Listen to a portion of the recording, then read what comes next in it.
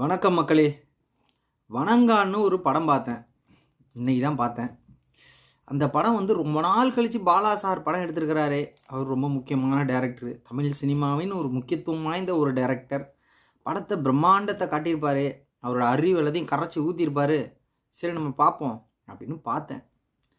பார்த்தீங்கன்னா ரீசெண்டாக வேறு அந்த படத்தோட வணங்கானுடைய ஆடியோ ரிலீஸ் ஃபங்க்ஷன் நினைக்கிறேன். பெரிய பெரிய டேரக்டர்ஸ்லாம் வந்து பேசினாங்க. டைரக்டர் மணிரத்னம் போன்ற ஆட்கள்லாம், நீங்களாம் வந்து சும்மா இருக்கக்கூடாது, நீங்களாம் இருந்தால் தான் தமிழ் சினிமாவே தூக்கி தலையில் வச்சு அப்படியே பண்ண முடியும், வாங்க அப்படிலாம் பேசினாங்க. சரி, நமக்குமே பாலா டைரக்டர்னால் ரொம்ப பெரிய ஒரு மரியாதை எல்லாம் இருக்குது. அப்படி இருக்கிறப்ப அந்த படத்தை பார்த்தாங்க. உண்மையாக சொல்கிறேங்க, இந்த படத்தை மாதிரி ஒரு மட்டமான படம் நான் சமீபத்திலே பார்க்கல. எந்த படமும் உண்மையாகவே சொல்கிறேன், ஐடியாலஜிக்கலாகவும் சொல்கிறேன், அப்புறம் வந்து ஒரு மேக்கிங்லேயும் சொல்கிறேன். ரொம்ப ரொம்ப ஒரு மட்டமான படம். இந்த படத்தை எப்படி தான் புகழ்ந்து பேசினாங்க, இந்த படத்தில் என்னத்தை பார்த்தாங்க எனக்கு புரியலை. அந்த கருத்துக்களை உங்களோட கொஞ்சம் ஷேர் பண்ணிக்கலாம்னு நினைக்கிறேன். எழுதியே வச்சுருக்கிறேன் ஒரு சில பாயிண்ட்ஸை, நான் அதையும் சொல்கிறேன். ஃபஸ்ட்டு, இந்த படம் என்ன படம் எனக்கு என்னமோ இது வந்து கொஞ்சம் ஜாலியாகவே ஓப்பனாகவே பேசலாம்னு நினைக்கிறேன். பாலா சார் வந்து நல்ல நிலைமையில் இருக்கிறப்ப இந்த மாதிரி கதையெல்லாம் யோசிக்க மாட்டாருன்னு நினைக்கிறேன். வேறு ஏதாவது அப்படியே பரலோகத்தில் இருக்கிற நிலைமையில தான், சிந்தனையில தான் இந்த மாதிரி கதையெல்லாம் வருமா, என்ன மைண்ட் செட்டில் இந்த மாதிரி கதையெல்லாம் யோசிப்பார். அசிஸ்டன்ட் டைரக்டர்லாம் இருக்காங்களா இல்லையா, அவருக்கு சொல்லுவாங்களா சொல்ல மாட்டாங்களே, என்னங்க இது கதை, என்னங்க எடுத்து வச்சிருக்கீங்கன்னு சொல்லுவாங்களா சொல்ல மாட்டாங்களா, இல்லை அவரே வந்து ஒரு கோமாவில் ஒரு 30 வருஷம் படுத்து கிடந்தாரா, 30 வருஷத்துக்கு முன்னாடி எடுக்க வேண்டிய படத்தை இப்போ எடுத்துருக்கிறாரு. Complete boomer movie, full boomer. First விஷயம் சொல்கிறேன், இந்த படத்தோடைய பிரச்சனை என்ன, இந்த படம் வந்து ஒரு சோஷியல் இஷ்யூவை காயின் பண்ணுது அப்படின்னு நம்ம சொல்லலாம். ஒரு சமூக பிரச்சனையை இந்த படம் சொல்லுதுங்க. இந்த ஹீரோ வந்து சமூக பிரச்சனைக்காக வந்து வாழ்க்கையை வந்து அப்படியே அர்ப்பணித்து சண்டை போடுறாரு, அது பண்ணுறாரு நம்ம இருக்கலாம். என்னடா சோஷியல் பிரச்சனை அப்படின்னா, இவருக்கு சோஷியல் பிரச்சனையை அணுகிருக்கிறாரு. என்ன பிரச்சனைனா, பெண்கள் வந்து ஊனமுற்ற பெண்கள், அதாவது கண் தெரியாத பெண்கள் குளிக்கிறத ஒரு சில ஆண்கள் பார்த்துக்கிட்டாங்க. அவனுங்களை பழுதித்தே ஆகணும்னு சொல்லி ஹீரோ கிளம்பி வந்து போட்டு தள்ளுறாப்படி, எல்லாரையும் கொள்றாப்படி. அதுதான் அந்த சமூக பிரச்சனை. உண்மையிலேயே அது ஒரு பெரிய பிரச்சனை தான், அதில் மாற்றுக்கிறது கிடையாது. பட் ஆனால் அதை எவ்வளோ ஒரு வீக்காக இதை வந்து அவர் அட்டன் பண்ணியிருக்காருங்கிறத பற்றி தான் நம்ம பேச போகிறோம். ஃபஸ்ட்டு விஷயம், படம் ஆரம்பத்துலேருந்து ஒரே குழப்பம். இவர் வந்து ஒரு ஓப்பனாக சொல்கிறேன், இவரை நான் பர்சனலாக பேசல, ஒரு ஃபேக் ஐடியாலஜிஸ்ட் தான் இந்த மாதிரி படத்தெல்லாம் எடுப்பாங்க. எதையுமே முழுமையாக பேசவும் தெரியாமல் உளறுதல் இருக்குல்ல. படம் எடுத்தோடனே ஆரம்பிக்கிறப்போ ஒரு தங்கச்சி அண்ணன் சென்டிமெண்ட்டில் ஒரு ஸ்டோரி ஆரம்பிக்குது. டிரான்ஸ்ஜெண்டர்ஸை வந்து ரோட்டில் போகிறவங்க 4 பேர் அடிக்கிறானுங்க, டம்முன்னு போட்டு. ஏன் அடிக்கிறானுங்கன்னா, அவங்க வந்து காசு கேட்குறாங்களாம். காசு கொடு, ஏதோ அந்த பழம் வாங்கிக்கிறியா, ஏதோ சம்திங். ரோட்டில் போகிற ஒரு காரில் உள்ளவங்கள்ட்ட இந்த மாதிரி வந்து டிரான்ஸ்ஜெண்டர்ஸ் வந்து கேட்குறாங்க. ஒரு அக்கா வந்து கேட்குறாங்கன்னு வச்சுங்களேன். அதில் இவன் வந்து நல்லவனுங்க கிடையாது, கெட்டவனுங்கிறத இவர் காட்டுறதுக்கு குறியீடு வைக்கிறாரு. பீர் குடிக்கிறானுங்க பகல் நேரத்தில், காருக்குள்ளே இருந்துட்டு பீர் குடிக்கிறானுங்க. பகல் நேரத்தில் காருக்குள்ளே இருந்துட்டு பீர் குடித்தாலே அவனுக்கு கெட்டவனுங்க, அல்லது பீர் குடிக்கிறதே கெட்டவங்க பண்ணுறது இல்லை. எனக்கு புரியல, இது அது சரி தப்புன்னு நான் சொல்லலை. இதெல்லாம் ரொம்ப பழைய அந்த காட்சிப்படுத்துதல் இருக்குல்ல. அவனை கெட்டவனாக காட்டணும்னா கையில் ஒரு சரக்கு பாட்டில் கொடுத்துருக்குறது, அவன் வந்து எடுத்தோடனே என்ன எதுனே கேட்காம டம்முன்னு போட்டு அடிக்கிறது, ஒரு ஜஸ்டிஃபிகேஷனே இல்லை. சீனு எந்த ஜஸ்டிஃபிகேஷன் கிடையாது. அந்த அக்கா பழம் வாங்க சொன்னிச்சு, இவன் ஒரு காமெடி சொல்கிறான், ஏதோ ஒன்று சொல்கிறான், அந்த அக்கா அவமானப்படுத்துகிற மாதிரி. அந்த அக்கா டென்ஷன் ஆகி அந்த அக்கா ஒன்று சொல்லுது, இதெல்லாம் பழைய ஜோக்கு, இதுக்கெல்லாம் நீ சிரிக்கிற, இதெல்லாம் ஒரு சிரிப்பா அப்படின்னு சொல்லி அந்த அக்கா சொல்லுது. உடனே இறங்கி அடிக்கிறான். அது சாதாரண ஒரு அரைக்கிறது அந்த மாதிரிலாம் இல்லை, போட்டு அடின்னு அடிக்கிறான், கொலை பண்ணுற மாதிரி அடிக்கிறான். இதான் ஜஸ்டிஃபைடாக இருக்கா? என்ன கதை? சரி, ஓகே, ஜஸ்டிஃபைடாக அடிக்கிறானே வச்சுப்போம். உடனே டிரான்ஸ்ஜெண்டர்ஸ்லாம் நிறைய பேர் வராங்க. அதுக்கு உடனே அவனோட ஃப்ரெண்ட்ஸுங்கெல்லாம் சேர்ந்து போட்டு அடிக்கிறானுங்க, டமால் டிமில்னு. ஏன்னா ஒருத்தன் கூட இல்லை எல்லாம் வேணாண்டா அப்புறம் எல்லா கொலை பண்ணுறவனும் உள்ள கூட ஒருத்தன் இழுத்து விட்றதும் இப்படி வேணாம்னு சொல்கிறவன் இருப்பானுங்க. ஆனால் இவர் காட்டுற அந்த சீன்ஸ் இருக்குல்ல, அதான் இர்ரியலிஸ்டிக் சீன்ஸ் எல்லாரும் போட்டு அடிக்கிறானுங்க. சரி, ரைட், அடிக்கிறது ரைட்டு, ஓகே. அப்போ வந்து நம்ம ஹீரோ வரான், வந்து எல்லாரையும் போட்டு குத்துறான். இவருக்கே உண்டான அந்த மிருகத்தனம் இருக்குல்ல. இவரோட ஹீரோஸ் எல்லாம் ஜோம்பியாவே தான் இருப்பாங்க எல்லா படத்துலையும். போட்டு அவனுங்க இப்படி கொலையெல்லாம் பண்ண மாட்டாங்க. குத்தி குடலை உருவுறது, கண்ணை நோண்டுறது, மூக்குக்குள்ளே கையை விட்டு மூக்கு வழியாக அப்படியே இறப்பையை இழுக்கிறது, ரத்தத்தோடு நிற்கிறது. என்ன இவர் எனக்கு புரியல. இவர் இதை கொலை பண்ணுறது இப்படிலாம் கொலை பண்ணுவோம், எப்படிலாம் பண்ணாமல் இருப்பானுங்க, அப்படி நம்ம ஒரு கொலையை பண்ணுவோம் அப்படின்லாம் யோசிப்பார் போல். சீன்ஸை கனெக்டடாக யோசி அப்படின்லாம் நம்ம சொன்னோம்னா அதை யோசிக்கல ப்ரோ வந்து கொலையை எப்படி சிறப்பு வாய்ந்த ஒரு கொலையை பண்ணலாம். இது வரைக்கும் தமிழ் சினிமா இது உலக தொலைக்காட்சிகள் முதன்முறையான ஒரு கொலையை காட்டணுங்கிற மாதிரி எல்லா கொலையும் ஒரு கேவலத்தின் உச்சகட்டத்தில் ஒரு மிருகத்தனமாக காட்ட வேண்டியது. ரைட், ஓகே, அப்படி போட்டு அடிக்கிறாருன்னு வச்சுக்கோங்களேன். அப்போ என்ன ஆகி போயிடுது, இந்த டிரான்ஸ்ஜெண்டருக்காக கொலையை பண்ணிவிட்டு போலீஸ் ஸ்டேஷன் போகிறான், அது ஒரு மாதிரி ஆகி போயிடுது. அதில் இந்த சீனில் டிரான்ஸ்ஜெண்டர்ஸை வந்து ஒரு மாதிரி ரொம்ப பாவமா சமூகத்தில் டிரான்ஸ்ஜெண்டர்ஸை போய் இப்படி அடிச்சு விட்டானுங்களே, அதுவும் ஒரு என்னன்னு சொல்கிறதுக்கு பதிலாக ஒன்றுமே சொல்லாதவங்களை போட்டு இப்படி அடிச்சு விட்டானுங்களே இந்த வில்லனும் நம்ம நினச்சிக்கிட்டு இருப்போம் ஃபஸ்ட்டு சீனில். அடுத்த சீன் கொஞ்சம் நேரத்தில் ஒரு சீன் வருது, டிரான்ஸ்ஜெண்டர்ஸ் வந்து இந்த ஃபாரினர்ஸ்லாம் வந்திருக்கிறாங்க சுற்றி பார்க்குறதுக்கு, சைனீஸ்காரங்க வந்திருக்காங்கன்னு நினைக்கிறேன். அவங்கள்ட்ட போய் அந்த அதே டிரான்ஸ்ஜெண்டர்ஸ், வேறு டிரான்ஸ்ஜெண்டர்ஸ் வச்சுருந்தா கூட பரவாயில்ல, அதே டிரான்ஸ்ஜெண்டர்ஸ் அந்த அடி வாங்கினாங்கல்ல அதே டிரான்ஸ்ஜெண்டர்ஸு எல்லாரையும் மிரட்டி காசு கேட்குதுங்க. காசு கொடு, காசு கொடு. அந்த அம்மா காசு கொடுக்குது, காசுலாம் வேணாம், எனக்கு டாலர்ஸ் கொடு, எனக்கு டாலர்ஸ் தான் வேணும்னா அந்த டிரான்ஸ்ஜெண்டர்ஸ் வந்து அது ஃபாரினர்ஸை போட்டு சண்டை போடுறாங்க. அப்போ வந்து லிட்டரலி அடிக்கிற அளவுக்கு அவங்க காசு கேட்குறாங்க, காசு கொடு, காசு கொடுத்து தான் ஆகணும் அப்படின்ட்டு. அப்போ உனக்கு ஹீரோயின் வருது, ஹீரோயின் வந்து இந்த மாதிரி நீலாம் கேட்கக்கூடாது, நீ நான் வேணா உனக்கு ஒன்று சொல்கிறேன், அங்கே ஒரு ஹீரோ அங்கே ஒருத்தர் நிற்கிறான், அவனோட ட்ரௌசனை உருவிட்டு வா, அவனுக்கு நான் காசு தரேன், நான் டாலர்ஸில் கொடுக்குறேன்னு ஹீரோயின் சொல்லுது. உடனே சரி இந்த உருவ போகிறோன்னு அந்த டிரான்ஸ்ஜெண்டர்ஸ் போகிறாங்க. நான் கேட்குறேன், கொஞ்சமாவது மானம், சரி நம்ம அப்படி பேசக்கூடாது, கொஞ்சமாக சிந்தனை இருந்தால் அப்படி எடுப்பாரா? மொதல் சீனில் டிரான்ஸ்ஜெண்டரை நல்லவங்க மாதிரி காட்டுறீங்க, அடுத்த சீன்லேயே டிரான்ஸ்ஜெண்டர்ஸை கேவலமான பிச்சை எடுக்கிறவங்க மாதிரியோ அல்லது அதை விட தாண்டி காசு புடுங்குறவங்க மாதிரியோ திருட்டுத்தனம் பண்ணுறவங்க மாதிரியோ. அதுலேயும் அந்த அம்மா பேசுகிறதெல்லாம் என்னது, கொரோனாவை நீ தானே பரப்பி விட்ட, நீ காசு கொடுக்கலாம் தப்பு இல்லைன்ட்டு சைனாக்காரங்கள்ட்ட இந்த அம்மா கேட்குதாம்மா. நானா இவர் பாலாவுக்கு எனக்கு புரியல, பார்க்குறவங்களாம் பைத்தியக்கார பையன் நினைப்பாங்கன்னு நினைக்கிறேன். யாருக்குமே புத்தி இருக்காது, சிந்தனை இருக்காது, குறிப்பாக டிரான்ஸ்ஜெண்டர்ஸ்க்கு அறிவே இருக்காது, உலகம் பற்றின நாலேஜ் இருக்காது, அவங்க பேசுகிறதெல்லாம் பித்துக்குளித்தனமாக தான் பேசுவாங்க. இது மாதிரி தான் அவர் நினச்சிட்டு இருப்பாரா என்னன்னு தெரியல. டிரான்ஸ்ஜெண்டர்ஸ் வந்து உண்மையிலேயே எவ்வளோ அறிவாளிகள் இருக்காங்க, எவ்வளோ துறைகளில் பெரிய ஆளுங்க இருக்காங்க. டிரான்ஸ்ஜெண்டர்ஸ் பிச்சை எடுக்கிறவங்களே எடுத்துப்போமே, அவங்க எவ்வளோ உலக அறிவோடு சுற்றிட்டு இருக்கிறாங்க, அவங்களுக்கு எவ்வளோ நிறைய நாலேஜ் இருக்குது ப்ரோ. டிரான்ஸ்ஜெண்டர்ஸை ஏன் இவ்வளோ கேவலமாக போர்ட்ரேட் பண்ணுறீங்க? அப்போ மொதல் சீனில் எதுக்கு டிரான்ஸ்ஜெண்டர்ஸை தூக்கி அடுத்த படத்துலேயே தூக்கி போட்டு அடிக்கிறது? ரைட்டா? அடுத்து இவர் வந்து பாருங்கள், இந்த படத்தோட தீமை என்னென்னா, பெண்களை வந்து தவறாக பார்த்து விட்டான், அவனை கொல்லுவேன், இதுதான் படம். ஆனால் அந்த ஹீரோயினை போட்டு அடிக்கிறாங்க, மனுஷன் என்னன்னு கேட்க, படம் ஃபுல்லாக அடிக்கிறாங்க. அந்த ஹீரோ இருக்கு அப்படி இல்லை, இந்த ஹீரோ வந்து பெண்களுக்காக போராடுற ஹீரோ இருக்கு அப்படி இல்லை, அவர் தான் ஹீரோயினையே போட்டு கும்மாங்குத்துன்னு அடிக்கிறான். அதுவும் அடினா சாதாரண அடி இல்லை, போட்டு இரும்பில் அடிக்கிறது, மண்டையில் அடிக்கிறது, ரத்தம் வர்றது, மூஞ்சி முறையை கிழிக்கிறது. அதுவும் அந்த சீனில் பாருங்கள், அந்த பாலாவோட வெறி இருக்கு பாருங்கள், மனித வெறி அடிச்சு விட்டா அப்படி. ஹீரோயினே ஹீரோ அடிக்கிறான், ஒரு ஜாலி ஃபைட்டுங்கிற மாதிரி சீன் வைக்கிறா அப்படி.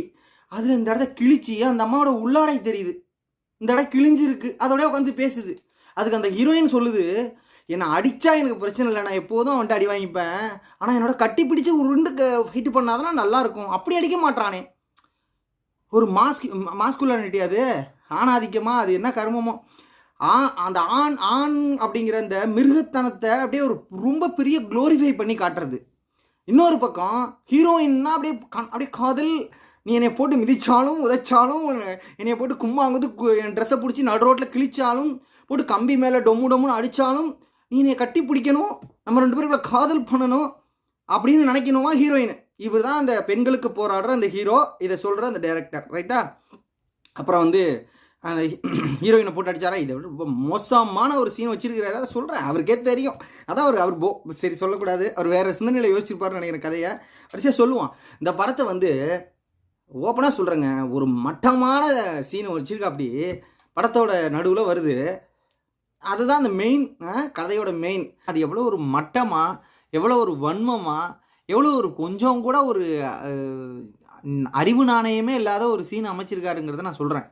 இந்த படத்தோட முக்கியமான சீனே வந்து இந்த கண் தெரியாத பொண்ணுங்க குளிக்க போகிறாங்க, அவங்க ஹாஸ்டல் பாத்ரூமில் 3 ஆளுங்க வராங்க, அவங்க அதை வேடிக்கை பார்க்குறாங்க, அவங்க எப்படி வந்தாங்க, ஏன் வந்தாங்க, இந்த படம் அதையும் சொல்கிறேன். சரி ரைட் ஓகே, அவங்க பார்த்துக்கிட்டாங்க, அதை அந்த பிள்ளைங்களாம் பார்க்குறாங்க, ட்ரெஸ்ஸை கழட்டி இருக்கிறத பார்க்குறாங்க. இந்த படத்தில் எவ்வளோ வன்மத்தை பாருங்கள் இவருக்கு. இந்த ஐட்டம் நம்பர் சாங்குக்கு வர அந்த கமர்ஷியல் மூவியில் சாங்குக்கு வர பொண்ணுங்க கூட மேலாடை போட்டிருப்பாங்க, பாவாடை கட்டியிருப்பாங்க, இல்லைனா கொஞ்சம் டைட் ட்ரெஸ் போட்டிருப்பாங்க, அதுதான் அவங்க காட்டுவாங்க. அதையே நம்ம என்ன இப்படி காட்டுற, தொப்புள் தெரிகிற மாதிரி ட்ரெஸ் போடுறதுனா நம்ம கமெண்ட் பண்ணுவோம், கிரிட்டிசைஸ் பண்ணுவோம்.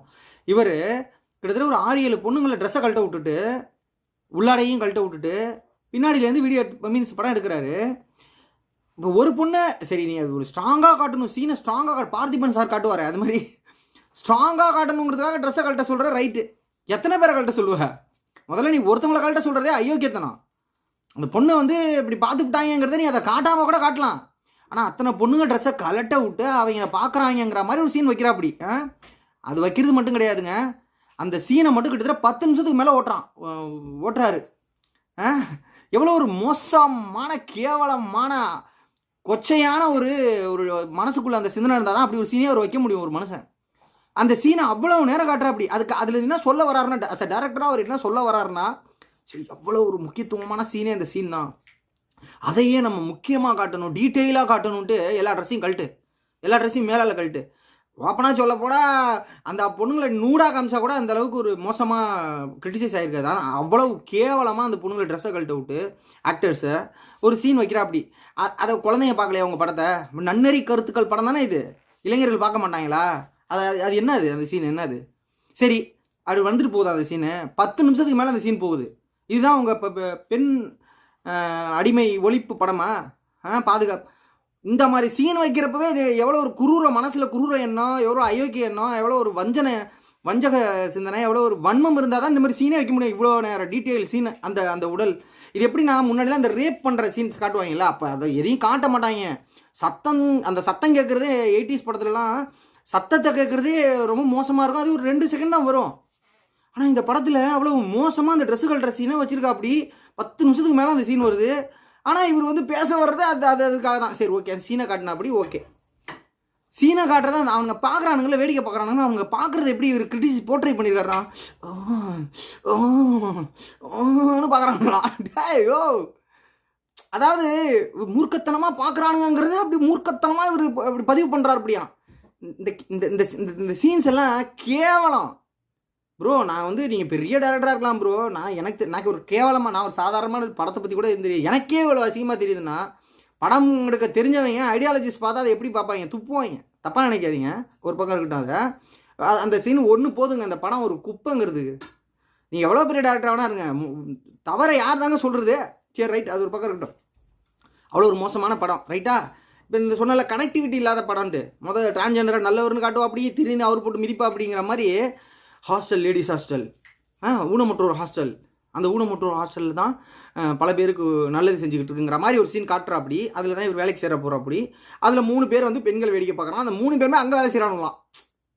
அவன் தொடர்ந்து அவனை அதான் பார்ப்பானுவான். அப்படி தானே பார்க்குறவன் புரிஞ்சுப்பான். அப்போ என்னென்னா ஊனமுற்ற ஹாஸ்டலுக்குள்ளே இதான் நடக்குமோ அப்படி தானே நினைப்பாங்க மக்கள், பொதுமக்கள் அப்படி தான் நினைப்பான். அப்படி என்ன சொல்ல வர? ஊனமுற்றோர் விடுதிகளுக்குள்ளெல்லாம் இப்படி தான் நடந்துகிட்டு இருக்கா? இதுதான் உங்களுடைய ஐடென்டிஃபிகேஷனா? அந்த 3 பேரை வெளியிலேருந்து வரவனா கூட வச்சுருந்துருக்கலாம், யாரோ ஒருத்தன் பார்க்குறான்னு கூட வச்சுருக்கலாம். அது உள்ளே இருக்கிறவன் செய்கிறானா செய்யலையாங்கிறதா வேற. நீங்கள் என்ன சொல்ல வரீங்க? அப்போ ஊனமுற்றோர் இருக்கு, அந்த இல்லம் இருக்கணுமா இருக்க வேணாமா? அங்கே வேலை செய்கிற எல்லாருமே அப்படி தானா? அப்போ ஆண்கள்லாம் அப்படி தானா? ஊனமுற்றோர் இடத்துல இருக்க ஆண்கள்லாம் அப்படி தானா? அப்படி தான் சொல்ல வரீங்களா நீங்கள் என்ன சொல்ல வரீங்க? சரி, அந்த ஃபுல்லாக டோட்டல் சொதப்பலுங்க. அடுத்து நான் அப்படியே எழுதி வச்சுக்கணும், மறந்துடுவேன். அப்புறம் வந்து படத்தில் மியூசிக் கேவலங்க. ஆனால் ஜிவி பிரகாஷ் குமாரோட மியூசிக்கை பற்றி எனக்கு தெரியும். அவரெல்லாம் அப்படி பூந்து கொடாய்வோ அப்படி வெயிலேருந்து அவரோட மியூசிக் ஒரு படத்தில் கூட நல்லா இல்லாமல் இருந்ததே கிடையாது. எனக்கு என்னமோ அந்த படத்தை பார்த்துட்டு என்னங்க குப்பை எடுத்து வந்து கொடுத்துருக்கீங்க, இதுக்கு எப்படி நான் மியூசிக் போடுறதுன்னு கடுப்பில் போட்டிருப்பா அப்படின்னு நினைக்கிறேன். அதனால் கேவலமாக இருந்துச்சு பேக்ரவுண்டு, மியூசிக் நல்ல. அது அவருக்கே தெரியும். ஏன்னா அவரை நான் குறை சொல்லலை, இந்த படம் சரியில்லை அதனால தான் அவர் ஒழுங்காக போடலைன்னு எனக்கு தெரியும் நல்லா அப்படின்னு நினைக்கிறேன். Illegal atrocity. ஹீரோனா அந்த மாஸ்குலினிட்டி காட்டுறது. ஹீரோனா யாரை வேணாலும் அடிக்கலாம், எப்படி வேணாலும் அடிக்கலாம், எப்படி வேணாலும் போட்டு மிதிக்கலாம், அவனை போட்டு கிழிக்கலாம், அவன் மண்டையை உடைக்கலாம், அவனை ரத்தத்தை கிழிக்கலாம்.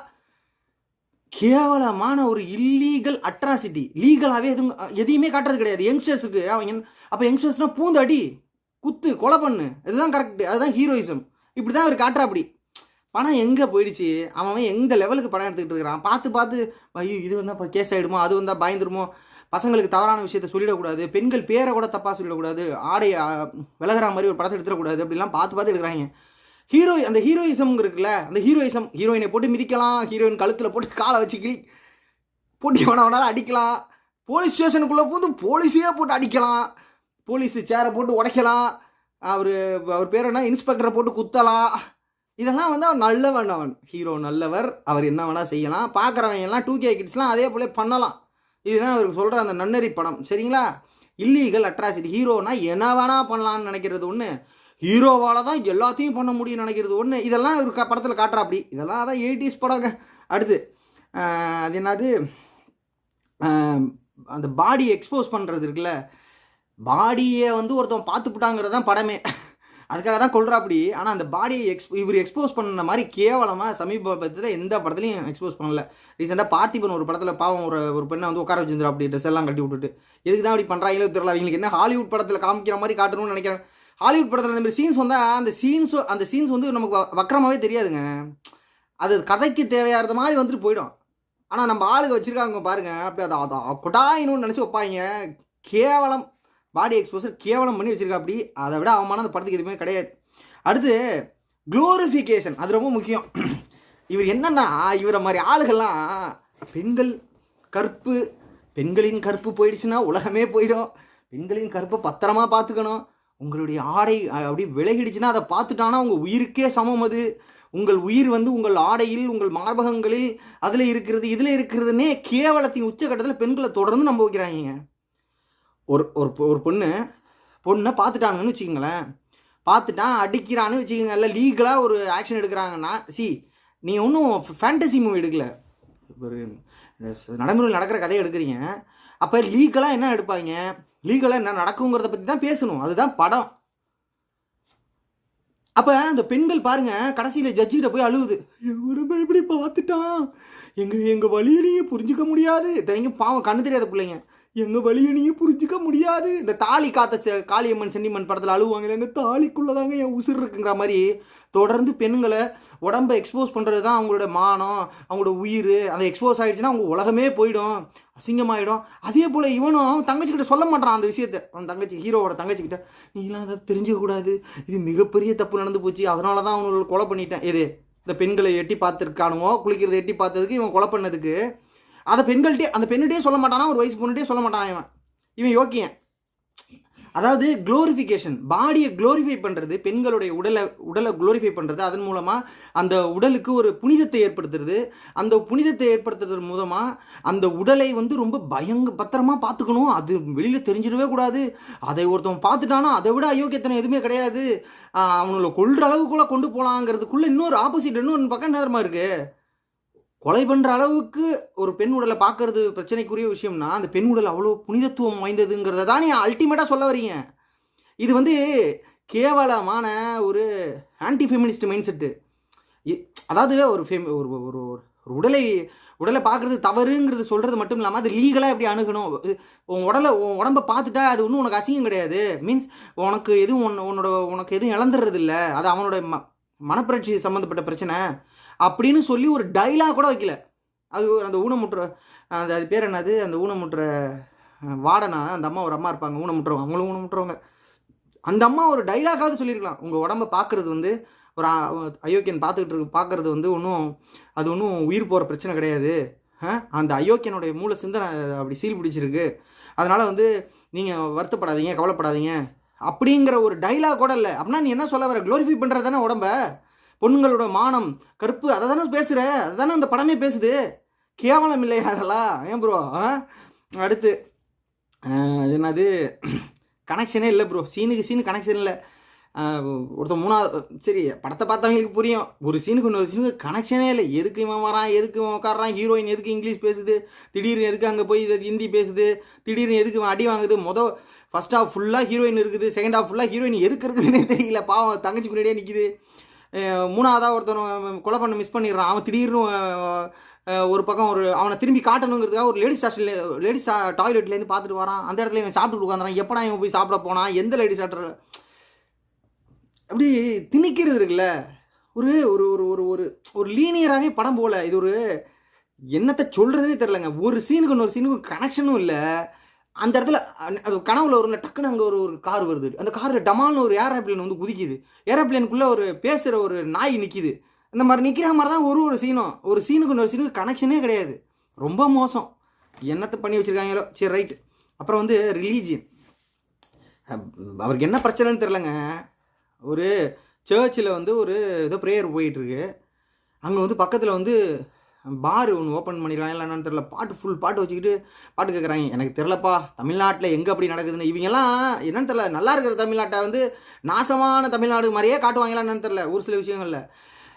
சர்ச்சு பக்கத்தில் பார் இவ்வளோ சவுண்டு வச்சுக்கிட்டு அட்டிக்கிட்டு அவர் சர்ச்சு ஃபாதர் வந்து சொல்கிறாரு, ஏங்க இவ்வளோ சவுண்டு வைக்கிறீங்க, வேணாங்க குறைங்கிறாரு. அவனே அவர் சொல்கிறான், என்ன நீ பெரிய ஆளா, நீங்கள் எத்தனை ஜாதி சர்ச் வச்சுருக்கீங்க, நான் அப்படி தான் வைப்பேன், நீ என்ன பெரிய ஆளாடா, போடா வெண்ணடா. நான் கேட்குறேன், கடந்த 10 ஆண்டுகளில் இந்த மாதிரி ஒரு சம்பவம் போலீஸில் எங்கே கம்ப்ளைண்ட் ஆகிருக்கு? நடக்காத விஷயத்த அயோக்கியத்தனமாக பதிவு பண்ணுறீங்களே. உனக்கு சீனுக்கு ஒரு இது வேணும். அந்த அந்த அந்த அந்த அதாவது சர்ச்சை வந்து டிஸ்டர்ப் பண்ணிட்டா அப்படி, அதனால் போய் அவர் அடிக்கிறா அப்படி ஹீரோங்கிறதுனால கேவலமாக இர்ரியலிஸ்டிக் சீன்ஸ் வைக்கிறீங்களே. சரி ரைட் ஓகே வைக்கிறாப்படி. அப்போ என்ன அர்த்தம்? சர்ச்சு மேலே ஒரு பெரிய அவருக்கு ஒரு நம்பிக்கை இருக்குப்பா, அந்த கிறிஸ்டியானிட்டி மேலே ஒரு மரியாதை இருக்குப்பா அப்படி நினச்சிடாதீங்க. அந்த பாரு ஓனர் இருக்கான்ல, அவன் கிளிகள்னு கிளிக்கிறான் கிறிஸ்டியானிட்டியை.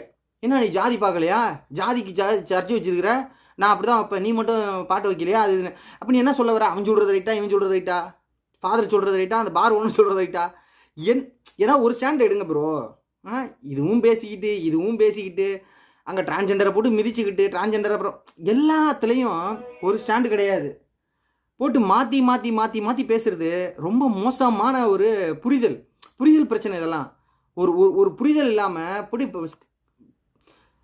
ரைட்டு. அடுத்து வந்து அதான் அநியாயத்தை கண்டு பொங்குதல். அநியாயத்தை கண்டு பொங்குறது தான் அந்த படம். ஒருத்தவங்க சொன்னாங்க அநியாயத்தை கண்டு பொங்குறாரு தான் அந்த ஃபுல் படமும். ஆனால் அவர் ப்ரெஸ் மீட்டில் பேசியிருக்கா அப்படி இந்த படத்துக்கு அப்புறம் வந்தப்போ, தமிழ்நாட்டில் ஜாதின்னு ஒரு பிரச்சனையே இல்லை, ஜாதிங்கிற ஒரு இஷ்யூவே இல்லை, அதை பற்றிலாம் படம் எடுக்கிறாங்க. அதை பற்றிலாம் நான் எடுக்க மாட்டேன்ப்பா. ஜாதின்னு ஒரு இஷ்யூவே இல்லையா தமிழ்நாட்டில், ஜாதி பிரச்சனையே இல்லையாமா, ஆனால் ஜாதி படம் எடுக்கிறாங்களாம்மா. ஆனால் இவர் வந்து அநியாயத்தை கண்டு இந்த படம் பொங்குதாம்மா. பெண்களை பார்த்து விட்டா போல 3 மர்டர் படி அடிக்கலாமா, ஜாதி பிரச்சனை நடக்கலையா. பர்சனலாகவே உங்களுக்கு ஜாதின்னு ஒன்று இல்லவே இல்லைன்றீங்க. உங்களை என்னத்தை போய் உங்கள்கிட்ட நான் எதிர்பார்க்குறது. அதனால் அநியாயத்தை கண்டு பொங்குதல்ங்கிறது படத்தில் மட்டும் ஒரு பொங்குறாரு. அந்த பொங்குதல் வந்து கேவலமான பொங்கலாக இருக்குது, அதை சொல்லிக்கலாம். அப்புறம் வந்து சைக்கோ மர்டர், அதான் சொன்னல, நார்மல் மர்டர் கிடையாது, எல்லாமே சைக்கோ மர்டர். சைக்கோ கொலை பண்ணால் எப்படி பண்ணுவானோ அப்படி காட்டுறது. அப்போ இந்த ஹீரோலாம் இவரோட காலகட்டத்தில் வர எல்லா ஹீரோஸும் சைக்கோஸாக தான் வருவாங்கன்னு தெரியல. இவர் அப்படி யோசிப்பாரா என்னன்னு தெரியல எனக்கு. நான் கேட்குறேன். அப்புறம் இன்னொரு விஷயம், க்ளோரிஃபிகேஷனில் பார்க்குறவங்க எல்லாரையும் கேவலமாக காட்டுறது, ஊனமுற்றவர்களாக காட்டுறது. கேவலம்னா என்ன சொல்கிறேன்னா, குளிக்காமல் ஒரு மாதிரி ரொம்ப ஏழையாக ஒரு மாதிரி ஒரு சம்திங் அப்படி காட்டுறது. ஹீரோயினை மட்டும் ஒரு கலராக காட்டுறது, கலர் ட்ரெஸ்ஸு, ஹீரோயின் அழகாக இருக்க வேண்டியது. ஹீரோயின் சார் ஏன் ஹீரோயினே அப்படி காட்டு? அப்போ உனக்கு என்ன, ஹீரோயின் மட்டும் அப்படி காட்டுறேன்னா என்ன உனக்கு வேணும்? ஹீரோயினை மட்டும் அப்படியே காட்ட வேண்டிய தேவை என்ன உனக்கு? ஏன் அப்படி காட்டுறீங்க? அப்போ இர்ரியலிஸ்டிக் லவ். அவன் வந்து ஒரு வேலையும் கிடையாது, அந்த ஹீரோவுக்கு வேலையே கிடையாது, கேவலமாக சுற்றிக்கிட்டு இருக்கிறான். பார்க்குறவனெல்லாம் அடிச்சுக்கிட்டு உள்ளே பூந்து அடிச்சுக்கிட்டு கொன்னுக்கிட்டு கொலை பண்ணிக்கிட்டு. ஆனால் ஹீரோயின் அழுதுகிட்டே உட்காந்துருக்கு, இவன் தான் எனக்கு வேணும், இவன் என்னை கட்டி பிடிக்கணும், இவன் என்னை காதல் பண்ணணும், இவன் எனக்கு முத்தம் கொடுக்கணும். அது அழகாக இருக்குது அந்த பொண்ணு பாவம். இதெல்லாம் இது மாதிரி படம் எடுத்து தான் ஏற்றி விட்றாங்க. பாவம் நல்லா இருக்கிற பயிலுவோ நல்லா படிச்சுக்கிட்டு இருக்கிற பொண்ணுங்க வாழ்க்கை வீணா போய் ஒரு இர்ரியலிஸ்டிக் லவ், கேவலத்துவமான லவ், ஒரு புரிதலை ஒரு ஜஸ்டிஃபிகேஷனே இல்லைங்க. இதெல்லாம் உங்களுக்கே புரியும் நினைக்கிறேன், பார்த்துக்கங்க. அடுத்து வந்து இந்த தங்கச்சி சென்டிமெண்ட்டு, ஊனமுற்றோர் சென்டிமெண்ட்டு, இந்த 2 சென்டிமெண்ட்டை வச்சு தான் படத்தையே ஓட்டியிருக்கு. அப்படி எதுக்கு அந்த பாப்பா அழுவுது, எதுக்கு இந்த ஊனமுற்றோர்கள் அடி காட்டுறாங்க, திடீர்னு இவன் நல்லவனா வரான், திடீர்னு கெட்டவனா வரான். இதில் என்ன பெரிய கொடுமைனா, சமுத்திரக்கனி வரா அப்படி. அவர் வந்து கடைசியாக ஒரு முக்கியமான ஒரு விஷயத்தை கண்டுபிடிச்சிட்டா அப்படி கொலையில். என்னடா அப்படி கண்டுபிடிச்சிட்டா போலன்னா, முக்கியத்துவம் வாய்ந்த சீனில் பார்த்தீங்கன்னா அவர் நம்ம அருண் விஜய் ஹீரோவோட தங்கச்சி வந்து கூடவே பிறக்கலைங்கிறத உண்மையை கண்டுபிடிச்சி போய் சொல்கிறா அப்படி, உன் கூடவே பிறக்கல தெரியுமா, இந்த உண்மையை வந்து நான் கண்டுபிடிச்சிட்டேன்னு சொல்கிறா அப்படி. அது 1947 அவன் என்ன பண்ணிட்டு இருந்தாங்கிற மாதிரி ஒரு பேக்ரவுண்ட் ஸ்டோரி வேறு. இது எதாவது சம்மந்தம் இருக்கிற அந்த கதைக்கும். அவன் கொலை பண்ணி கேஸில் ஓடிட்டு இருக்கிறான், கேஸில் உண்மையை அவன் ஏன் கொலை பண்ணாங்கிற செய்தி வரணும். இதுக்கு வந்து நீ தங்கச்சி உன் கூட பிறக்கலைங்கிறத சொன்னால் அவன் சொல்லுவான். யார் ப்ரோ உனக்கு அசிஸ்டன்ட் டைரக்டர்லாம் சொல்ல மாட்டீங்களா ப்ரோ, என்ன ப்ரோ எடுத்து வச்சிருக்கிற அப்படி, எதை வச்சு இப்படிலாம் கதையை ஃபிக்ஸ் பண்ணுற அப்படி தெரில. அவங்க சமுத்திரக்கனி ப்ரோவும் நல்ல அவர் டேரக்டரு, மிஸ்கின் ப்ரோலாம் நல்ல டேரக்டரு. இந்த சைக்கோ படம்லாம் உண்மையிலே ரொம்ப நல்ல படங்க. ஏன் இப்படி இந்த மாதிரி அவங்களுக்கும் தெரிஞ்சிருக்குமே என்ன பண்ணி வச்சிருக்கா அப்படி இந்த படத்துலன்ட்டு. ரைட் ஏதோ ஒன்று பண்ணிட்டு போட்டோம். இந்த தங்கச்சி சென்டிமெண்ட், ஊனமுற்றோர் சென்டிமெண்ட் 60s காலத்தில் உள்ள படங்கள் அதை எடுத்து வச்சிருக்கா அப்படி. அப்புறம் வந்து நம்ம வந்து இர்ரியலிஸ்டிக் லவ் சொன்னோம்ல. அப்புறம் வந்து ஐயோயோ அது குழந்தை செக்ஸு கேவலம். அதாவது சீனுக்கு சீன் வந்து சீனோட டெப்த்தை ஏற்றணும், சீனோட அந்த எமோஷன் டெப்த்தை ஏற்றணும்னு சொல்லி கேவலமாக யோசிக்கிற தன்மைங்க. அந்த ஒரு அவர் பேர் என்ன, மிஸ்கின், அவர் ஒரு ஜட்ஜாக வர்றாரு. அவர் வந்து இவர் அருண் விஜய் கேஸ் எடுக்கிறதுக்கு முன்னாடி அவர் எப்படிப்பட்ட ஜட்ஜுங்கிறதுக்கு ஒரு என்ன இது வைக்கணும், லைக் வந்து ஜஸ்டிஃபிகேஷன் கொடுக்கணும். அதுக்கு வந்து ஒரு சின்ன கேஸ் ஒன்று வைக்கிறாங்க. ஒரு குழந்தை வந்து எங்கள் தாத்தா வந்து என் மடியில் உட்கார வச்சு அப்படின்னு ஒரு பாலியல் சீண்டல் கதையை சொல்ல வராங்க. உடனே ஜட்ஜு எனக்கு தெரிஞ்சிருச்சு, நீங்கள் போய் சொல்கிறீங்க, அவர் நல்லவர். அதுக்கு வேறு எக்ஸாம்பிளே கிடையாது. ஒரு கொலை கேஸை கொடுத்து எடுத்துருக்கலாம், இல்லை வந்து ஒரு கொள்ளை கேஸ் எடுத்துருக்கலாம், அது திருடன், வாட் எவர் இட் மேபி. அப்போ குழந்தைய காட்டணும், குழந்தைய இந்த விஷயத்த சொல்லணும். குழந்தையோட அம்மாவே அவங்க சொந்த மாமனாருன்னு நினைக்கிறேன், அது மாமனாரா அப்பாவும் கூட தெரியல, அவங்களோட சொந்த மாமனார் அவர் தப்பு பண்ணிட்டாரு அப்படின்னு சொல்லி அது சொல்லுது 5 கோடி ரூபாய்க்கு. எந்த கேஸில் வந்து இந்த மாதிரி கேஸுக்கு 5 கோடி ரூபாய் இழப்பீடு கொடுப்பான்னு தெரியல. அப்படி எந்த மாமனார் இப்படி பண்ணாருன்னு தெரியல. ரொம்ப ரேரஸ்ட் கேசஸ்ல மேம் நடந்துருக்கலாம். அப்படி நடக்கிறத இது ஒரு கேஸாக வச்சு அதை ஒரு பதிவு பண்ணுறாரு. கேவலம் இல்லையா ப்ரோ? வன்மம், அந்த அந்த பெண்கள் சம்மந்தமான பெண்கள் அந்த அந்த அந்த கேஸ் சம்மந்தமான வன்மம் இருந்தால் தான் ப்ரோ இந்த மாதிரி கேசஸ்லாம் வரும். எக்ஸாம்பிளுக்கு போய் இந்த கேஸ் வைப்பாங்களா? குழந்தைங்க செக்ஸ் விஷயத்தை வச்சு ஒரு சீனை கிரியேட் பண்ணுறது, அது வைக்கிற தப்புன்னு சொல்லுங்க. ஈவன் இப்போ சித்தான ஒரு படம் வந்துச்சு, ரொம்ப அருமையான படம். தேவையான் தான் வைக்கிறாங்கங்க. நீங்கள் ஒரு ஜஸ்டிஃபிகேஷனுக்காக ஒரு சீனை வைக்கணுங்கிறதுக்காக அதை போய் தூக்கிட்டு வந்து வைக்கிறீங்களே, என்னமோ ரைட்டு. அப்புறம் வந்து ஜட்ஜுக்கு அந்த சூப்பர்ஸ்டிஷியஸ் பவர் மாதிரி. இந்த ஜட்ஜுனா யார்? ஜட்ஜுனா வந்து ஒரு லீகலாக ஒரு சட்டம் படிச்சுட்டு வந்த ஒரு மனிதர். அவர் வந்து ப்ராப்பராக ஒரு விஷயத்தை என்னது இன்வெஸ்டிகேட் பண்ணுவார். இவரெல்லாம் எப்படின்னா, அந்த பழைய ரஜினி காலத்தில் பார்த்தவொடனே ஒன்று நடக்கும்ல, அந்த மாதிரி ஜட்ஜு வந்து பார்த்தவொடனே கண்டுபிடிச்சிடுறாரு. பார்த்தவொடனே நீ நல்ல வாங்குறாரு, பார்த்தவொடனே நீ கெட்ட வாங்குறாரு. கடைசியில் வந்து மிஸ்கின் அப்படியே ஒரு மாதிரி டொரராகவே காட்டுறாங்க. நம்ம எதிர்பார்த்த மாதிரியே படத்தை வந்து அவர் ரிலீஸ் பண்ணிடுறாரு. என்னத்த ஒரு ஜட்ஜி சீன்ஸ் வைக்கிறீங்க, கோர்ட் சீன்ஸ் வைக்கிறீங்கன்னா கொஞ்சமாச்சும் இன்டலெக்சுவாலிட்டி அது காட்டணுங்க. கொஞ்சமாச்சும் லீகலாக எதாவது நடக்கணும், டிஸ்கஷன் நடக்கணும் அட்வொகேட்ஸ்குள்ளே. ஒன்றுமே இல்லாமல் ஜட்ஜே எல்லாத்தையும் முடிவு பண்ணிடுவார்னா என்ன ஜட்ஜு என்ன அவனுக்கு? அவர் என்ன சூப்பர் ஸ்டார் ரஜினிகாந்த்? அவர் என்ன, அவர் ஜட்ஜு என்ன? அவர் ஜட்ஜு படித்தவர் தானே அவர். அவருக்கு எல்லாமே டக்கு டக்குன்னு கண்டுபிடிச்சிருவார். அவர் எல்லாத்தையுமே டக்குன்னு கண்டுபிடிக்கிறவருக்கு என்ன? சரி right, okay, superstitious mind set அது, வேற ஒன்றும் இல்லை. அவருக்கு ஒரு ஹீரோயிசத்தை கொடுக்குறது ஜட்ஜுங்கிற. அப்புறம் ரொம்ப முக்கியமாக அவர் தங்கச்சி செத்து போகுது. ஏன் செத்து போகுதுன்னே தெரிலங்க. அது நம்ம புரிஞ்சிக்கலாம். இவன் அண்ணங்காரனுக்கு மரண தண்டனை கிடச்சிருன்ட்டு அது செத்து போகுது போல், சூசைட் பண்ணிக்குது போலன்ட்டு ஒரு டைலாக் வச்சுருக்கலாம். ஃபார் எக்ஸாம்பிள் வந்து அவனோட முக்கியமான கேஸு, நம்ம முருகதாஸ் படத்தெல்லாம் வருமே, அந்த மாதிரி முக்கியமான கேஸ். அதனால் ஜட்ஜே வந்து லைவ் டெலிகாஸ்ட் கொடுத்துட்டாரு. அந்த லைவ் டெலிகாஸ்ட்டில் அவர் நம்ம மிஸ்கின் வந்து இவர் இந்த மாதிரி இது பண்ணியிருக்கிறதுனால இவருக்கு நான் மரண தண்டனை அளிக்கிறேன்னு ஃபஸ்ட்டு சொல்கிற மாதிரி சொன்னோடனே அந்த தங்கச்சி அதை காதில் டிவியில் பார்த்துட்டு ஓடி போய் செத்து போயிடுச்சு. ஆனால் அதுக்கப்புறம் தான் இவர் மாற்றி சொல்கிறாரு, ஆனால் அப்படி நம்ம சொல்லிட முடியாது, அதுக்கான ப்ரூஃப் இல்லை, அதனால் இவர் நான் விடுதலை பண்ணுறேன்னா அந்த வார்த்தையை கட்டுப்பட்டு செத்து போயிடுச்சுன்னு ஏதாவது ஒரு ஜஸ்டிஃபிகேஷன் கொடுக்கலாம். அது ஏன் செத்து போச்சுன்னு ஒரு ஜஸ்டிஃபிகேஷனும் இல்லை. அந்த பாப்பா செத்து போயிடுச்சு, ஏன் செத்து போச்சு அதுவாக நினச்சிக்கிட்டு செத்து போயிடுச்சு. ஆனால் அவன் தூக்கிட்டு அவன் அழுகுறான், தங்கச்சி அழுது போச்சு. இது என்னன்னா கடைசியாக ஒரு 10 நிமிஷம் அவன் அழுகுறான், அருண் விஜய் அந்த பாப்பாவோட பணத்தை போட்டுக்கிட்டு. எதுக்கு அழுகுறான்னு தெரில. இந்த இப்போ எக்ஸாமில் நம்ம ஆன்சர் தெரிலனா ஏதாவது உருட்டுவோம்ல, அந்த மாதிரி எமோஷனல் உருட்டு. அதெல்லாம் சீனே இல்லாமல் 10 நிமிஷம் உருட்டியிருக்காருங்க. அது எதுக்கு அந்த உருட்டல்னு எனக்கு தெரியலை. அழுதாரு, எல்லாரும் பார்த்தாங்க, ரைட்டுன்னு வச்சுக்கோங்க. அது எதுக்கு அவ்வளோ பெரிய சீனு, அவ்வளோ லென்த்தியஸ்ட் சீனு? என்ன அதில் சொல்ல வரீங்க நீங்கள்? தங்கச்சி சென்டிமெண்ட்டாக சொல்ல வரீங்க, அவ்வளோதானே? சரி, அவன் செத்து போனதுக்கும் அவன் கொலை பண்ணதுக்கும் என்ன கனெக்ஷன் இது? இப்போ செத்து போயிடுச்சு, அவன் திருந்திட்டானா? இனிமேல் கொலை பண்ண மாட்டானா? இல்லை என்ன சொல்ல வரீங்க? ஒன்றும் கிடையாது. மேபி பார்ட் 2 எடுப்பாருன்னு நினைக்கிறேன், இதே போலேயே போட்டு பாடாப்படுத்துவார்னு நினைக்கிறேன். அப்புறம் அந்த அவசரம் கண்டுபிடிச்சிட்டாங்கன்னு நினைக்கிறேன். படம் எடுக்கிறவங்க ஏதோ சம்திங் தப்பாக நடக்குதுன்னு சொல்லிட்டாங்க போல். கிளைமேக்ஸ் எதுக்கு இவ்வளோ அவசரமாக முடிச்சாருன்னு தெரியல. நல்ல வேலையை முடிச்சிட்டாரு. பயங்கர அவசரமான முடிவு. திடீர்னு சமுத்திரக்கணி போய் நிற்பார் ஜட்ஜுக்கிட்ட. அந்த ஜட்ஜி எல்லாத்துக்கும் அந்த ஜட்ஜே எப்படி வராருன்னு தெரில. அந்த ஜட்ஜி உடனே ஓகே, பார்த்துட்டியா, ரைட், போடா பார்த்துக்கிறேன். அவர் ஒரு பெரிய உயரதிகாரி போலீஸாக இருப்பார் போல். அவர் வந்து ஜட்ஜி நீ போடா நான் பார்த்துக்கிறேன்டா. என்ன ஃப்ரெண்ட்ஸ் அவங்க 2 பேரும், எதனால் வாடா போடான்றாரு? நீங்கள் நினைக்கிறதெல்லாம் வைக்காதீங்க ப்ரோ, நீங்கள் நினைக்கிறதெல்லாம் வைங்க. ரவுடி 2 பேரும் பேசிக்கிறதா தான் வைக்கலாம். ஒரு ஜட்ஜு ஒரு ஹையர் அஃபிஷியல் போலீஸ்கிட்ட பேசுகிறப்ப அவர் எப்படி பேசுவார்?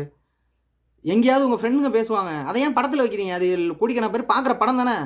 அஃபிஷியல் மேட்டர்ஸை அஃபிஷியலாக டீல் பண்ணுங்கள் பாலா சார். என்ன பாலா சார், சரி ரைட் ஓகே. கடைசியாக வந்து இந்த போலீஸ் வந்து எதுக்கு இந்த 2 பேர் கொண்டு போகிறாரு, நம்ம ஆள் 2 பேரை கொண்டுடுறாரு. ஃபஸ்ட்டு 2 பேர் அந்த பார்த்த அந்த பெண்களை பார்த்தார்ல, அது கொண்டு போடுறாரு. இவர் ஃபுல் படத்தையும் காட்டினா அப்படி இல்லை, அதில் 2 பேர் பார்த்தார்ல, அவர் கொண்டு போடுறாரு. அதுக்கு அவ்வளோ தீவிரமாக சமுத்திரக்கணி ஏதோ இறங்கி வராரு, ஜப்பான்லேருந்து இறங்கி வர மாதிரி இறங்கி தேடுறாரு எல்லாரையும். அந்த அம்மா பாவம் ஊனமுட்டுற இது நடத்துகிற ஹாஸ்டலோட சூப்பர்வைசரை பிடிச்சி மிரட்டுறாரு. எல்லாரையும் உரிச்சு போடுவோம் உரிச்சு. இப்போல்லாம் யாரும் பண்ண மாட்டாங்க, அந்த அம்மா கிட்ட போய் உரிச்சு போடுவோம் உரிச்சுலாம் சொல்ல மாட்டாங்க. அது சமுத்திரக்கணி ரேங்குக்கு அங்கே போலாம் சொல்ல மாட்டாங்க. எதுக்கு இந்த கேவலமான டைலாக் வச்சாருன்னு தெரியல. சமுத்திரக்கணி அப்பயே சொல்லியிருக்கணும் என்னங்கிற இப்படிலாம் ஒரு டைலாக் வச்சு. Right okay. என்னன்னா அந்த சமுத்திரக்கணி எதுக்குடா அந்த 2 கொலையாக கண்டுபிடிக்கிறதுக்கு ஒரு ஆர்வத்தை காட்டுறாருங்கிறது நமக்கு தெரியணும்ல, ஜஸ்டிஃபிகேஷன் கொடுக்கணும்ல. ஒன்றும் கிடையாது. வேலை பார்க்குற உள்ளே வேலை பார்க்குற 2 பேர், அந்த ஹாஸ்டலுக்குள்ளே வேலை பார்க்குற 2 பேர் செத்துட்டானோ, அவ்வளோதான் விஷயம். அதில் யாராவது ஒருத்தன் வந்து ஒரு எம்எல்ஏவோட தொடர்புடையவன், பழைய கதையே வச்சுப்போமே, இல்லை ஏதோ ஒரு சம்திங், அந்த கொலையை சீக்கிரம் முடிச்சாகணுங்கிற ப்ரெஷர் வந்திருக்கு. அதனால தான் இவ்வளோ இப்படி பாடாப்படுறாருன்னா அது காமிச்சா கூட நம்ம நம்பலாம். எதுக்கு இந்த 2 கொலைக்கு இந்த பாடுபடுறாரு, இவ்வளோ பேரை பிரட்டுறாரு, இவ்வளோ பேர் மிரட்டுறாரு, இவ்வளோ பேர் போட்டு அடிக்கிறாரு, இவர் பூந்து போட்டு அடிக்கிறாரு, இவரே போய் டொம்னு குத்துறாரு செவுத்துல போட்டு. படத்தை பார்த்தவங்களுக்கு தெரியும். கொஞ்சம் கூட ஜஸ்டிஃபிகேஷனே இல்லை. எல்லாத்துக்கும் மேலே இந்த ஒரு கேள்வி கேட்கணும், எதுக்கு இந்த படத்தில் ஹீரோயின்னு ஒன்று வச்சாருன்னு தெரில, எதுக்கு வச்சாருன்னு எனக்கும் தெரியலை. வழக்கு தள்ளுபடி ஆகுது. நம்ம எதிர்பார்த்த மாதிரி ஃபஸ்ட்டு நினச்ச மாதிரியே வழக்கு தள்ளுபடி ஆகுது. இதில் கடைசி வரைக்கும் கொன்னுட்டான், ஏன் கொன்னான்னு தெரியாமல் கடைசியாக ரிவீல் பண்ணியிருந்தா கூட இந்த மாதிரி பார்த்ததுனால தான் நான் கொலை பண்ணேன் அப்படின்னு சொன்னால் கூட நம்ம ஒரு ஓகே இதனால தான் நான் கொலை பண்ணேன் அப்படின்னு நமக்கு ஒரு எந்தூசியாசம் இருக்கும். படத்தில் பாதியிலே காமிச்சு விட்டாரு ஏன் கொண்டா, எதனால் அவன் கொண்டான்ட்டு. அப்புறம் என்ன தள்ளுபடி தான் ஆகும், கொலை உள்ளே போடுவாங்க.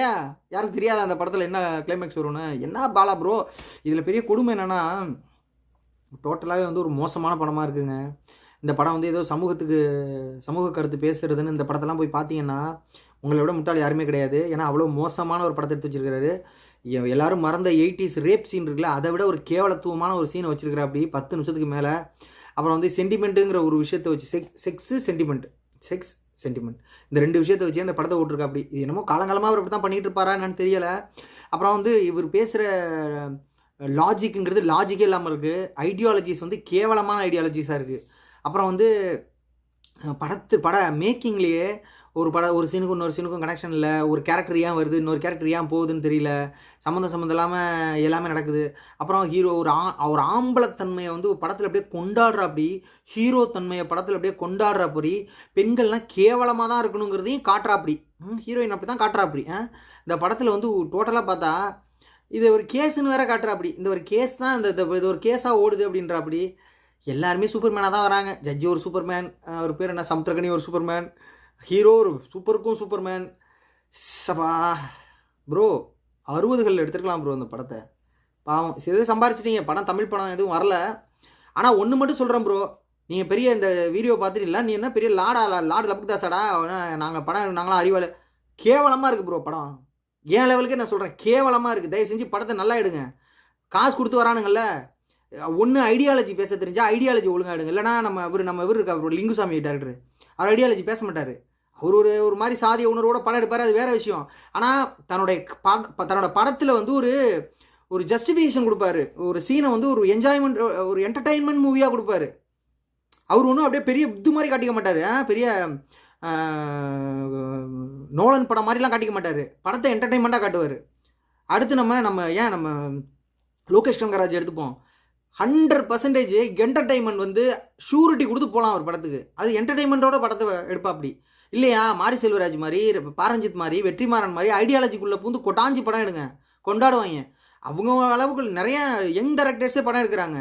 ஆனால் ஐடியாலஜியும் பேச தெரியாமல், ஒரு ஒழுங்காக படத்தையும் இப்போ பிளான் பண்ணி ஒரு சீன்ஸ் இப்போ ஒழுங்காக எடுக்க தெரியாமல், விசித்திரமாக கேவலமாக எதுக்கு அவன் பெரியார் சிலையை தூக்கிட்டு பிள்ளையார் சிலையை தூக்கிட்டு எதுக்கு எந்திரிச்சான்? இது என்னத்தோட குறியீடு வைக்கணும்னா ஏதாவது வச்சிடுறதா என்ன, எதுக்கு? அவன் வந்து முற்போக்கையும் யோசிப்பான், கடவுளையும், என்ன எதுக்கு? எதாவது வச்சு விடுண்ணா. ஏன் ப்ரோ அப்படி பண்ணுறீங்க? படத்தை ஒழுங்காக எடுங்க ப்ரோ, இல்லைனா படம் எடுக்காதீங்க ப்ரோ. மணிரத்னம் வேறு அங்கேருந்து வந்து பேசிட்டு போகிறார். மணிரத்னம் ப்ரோ, உங்கள் மேலே எங்களுக்கு பெரிய மரியாதை இருக்குது, மேக்கிங்லையாச்சும் உங்களை இப்படிலாம் பேசாதீங்க. இவர் என்னத்த போங்க, அடுத்த படமாவது நல்லா எடுங்க ப்ரோ. உங்கள் மேலே எனக்கு பர்சனல் வெஞ்சன்ஸ் இல்லை பாலா ப்ரோ, படம் கேவலமாக இருக்குது ப்ரோ. அதை தான் சொல்ல வந்தேன். இதை பார்த்து பொங்குனீங்க, பாலா ரசிகர்கள் பொங்குனாங்கன்னா அதுக்கு நானும் பண்ண முடியாது. ஃபெமினிசத்தை இவ்வளோ கேவலமாக அட்ரஸ் பண்ணுற படத்தை நான் சமீபத்தில் பார்த்ததில்ல. Thank you very much. ஸோ இந்த படத்தில் பெண்களை வந்து தப்பாக பார்த்துட்டா 3 கொலை வரைக்கும் பண்ணலாம் ஹீரோ. அடுத்து வந்து கொலை பண்ணாலும் தண்டனை இராது. 3 கொலை பண்ணாலும் தண்டனை கிடையாது, வெளில வந்துடலாம். ஏன்னா பெண்களை தவறாக பார்த்ததை வந்து அதுக்காக தானே கொலை பண்ண அப்படி. அதே போல் வந்து அப்படி பார்த்துட்டாங்கன்னா அந்த பெண்கள் வந்து உடனே ஜட்ஜுக்கிட்ட போய் அப்படியே கூனி குறுகி இது மாதிரி தப்பு நடந்துருச்சு அப்படின்னு அழுதி சொன்னாங்கன்னா ஜட்ஜு மன்னிச்சிடும் அப்படி. ஏன்னா அந்த பெண்களுக்கு நடக்கக்கூடாத தவறு நடந்துருச்சு. ஏன்னா அந்த பெண்களுக்கு வந்து அதுதான உயிர். பாடியை வந்து க்ளோரிஃபை பண்ணுறது, ஆணை வந்து க்ளோரிஃபை பண்ணுறது, ஹீரோவை க்ளோரிஃபை பண்ணுறது, இதுக்கு வந்து கொலை வரைக்கும் போகலாங்கிறது, அது 3 கொலை வரைக்கும் போகலான்றது, அப்படியே கொலை போனாலும் ஜட்ஜி ஃப்ரீயாக விட்டுருவாருங்கிறதெல்லாம் செந்தூர பாண்டி காலகட்டத்தில் படத்தில் கூட போலீஸில் போடுவாங்க, ஒரு 6 மாதமாவது போடுவாங்க. என்னன்னு தெரியலை. அப்படியே பேசி இப்படியே ஏற்றி விட்டு யங்ஸ்டர்ஸ் எல்லாம் கொலை பண்ண வைங்க. பாவம் அந்த பொண்ணுங்களையும் இந்த மாதிரி உடல் சம்மந்தமாக அப்படியே ஒரு புனிதத்தன்மை அப்படியே கட்ட அமைங்க பாலா சார். ஓகேவா ப்ரோ பாலா சார்? நன்றி.